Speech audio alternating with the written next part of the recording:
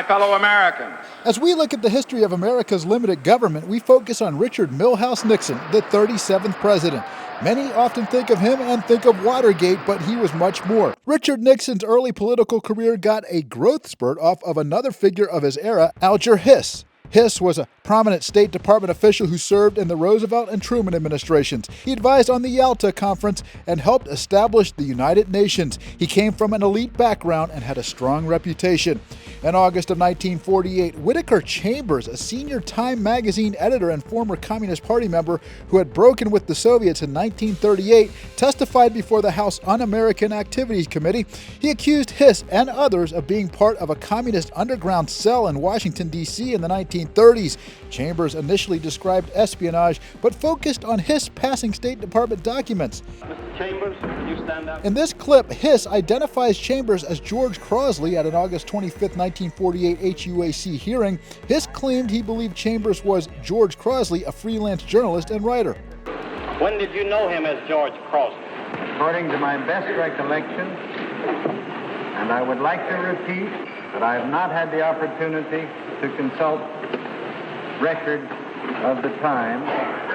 I first knew him sometime in the winter of 1934 or 1935. Hiss and Chambers would respond to committee questions, offering contradictory answers as to when they last saw each other. South Dakota Congressman Carl Munt summarized the case against Hiss at this 1948 HUAC hearing. Hiss responds and challenges Chambers to make statements about him under oath so that he might be subject to slander suit. Mr. Chambers says that you knew him as Carl. You say that you knew him as Crosley. To me, that isn't a very important distinction. The important thing is how close your associations were with this man, who was admittedly a communist at that time. He was a communist functionary. He was living in your home as George Crosley, or Carl, or Whittaker Chambers is comparatively immaterial. The important thing to me, Mr. Hiss, is that he was living in your home, that you were associating with him, that you were taking him out in your car, that you were loaning him your car, that you were letting him use your apartment and making him loans, and having associations with him of that nature. Commenting on Mr. Munt's so-called summation, I would like to point out that the man who calls himself Chambers has, by his own testimony, been peddling to various government agencies for 10 years or so stories about me. As a freshman Republican congressman from California and a member of HUAC, Richard Nixon became the driving force in the investigation.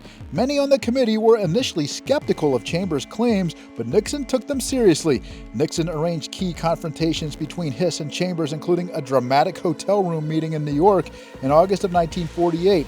During this time, the emergence of the Pumpkin Papers, a dramatic piece of evidence in the 1948 Alger Hiss investigation, put Nixon in the spotlight. Nixon warned of State Department employees selling this country down the river. I am holding in my hand a microfilm of the most confidential, highly secret State Department document. This microfilm was made for the purpose of transmitting these documents in reduced form to the Soviet Union. The documents were obtained from State Department employees who were communists and who were interested in sending those documents to the Soviet Union, where the interests of the Soviet Union were in direct conflict with the United States. But it is the intention of the Committee on Un-American Activities to pursue this investigation until we put the spotlight on those high officials in the State Department who were responsible. The papers were 5 rolls of 35mm microfilm plus earlier Baltimore documents. 2 rolls were developed and contained photographs of classified 1938 U.S. State Department documents. 3 rolls were undeveloped. Hiss's first trial in 1948 ended in a hung jury. In the second trial in 1949 and 1950, Hiss was convicted on both counts and sentenced to 5 years in prison. He served about 44 months, but he maintained his innocence for the rest of his life. The case catapulted Nixon to fame. It helped establish him as a leading anti-communist, leading to his selection as Dwight Eisenhower's vice presidential running mate in 1952. After victory as vice president, Richard Nixon transformed the office into a more active and visible role than it had been for most predecessors. Ladies and gentlemen, the President of the United States.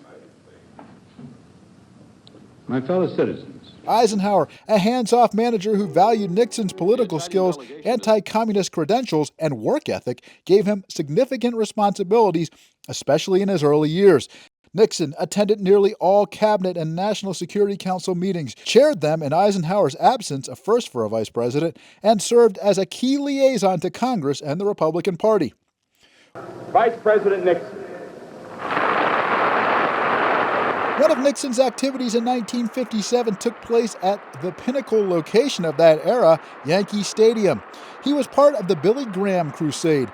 In front of a packed house, the relatively young rising star was introduced to the audience. Now, Billy has given me permission to, as he says, say a few words. I preside over a body in which nobody says a few words. But one of the most basic reasons for America's progress in the past and for our strength today is that from the time of our foundation, we have had a deep and abiding faith in God. I've appreciated the opportunity to be with you, to pay my respects and my tribute to Billy Graham, but most of all, to what he stands for. And may I wish for all of you and for him that God will be with you all the days of your life. Thank you.